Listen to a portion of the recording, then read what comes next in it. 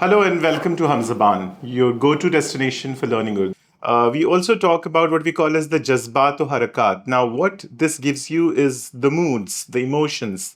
What are the different emotions called in Urdu?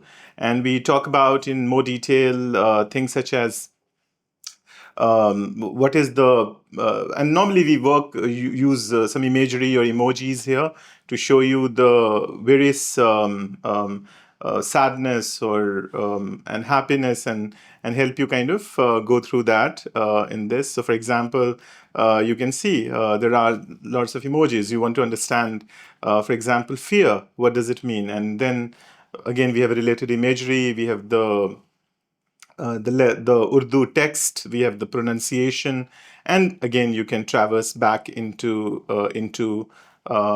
your into the dictionary. Similarly, we can look at some of the verb forms, adverbs, adjectives, just to again expand our learning for Urdu through the app.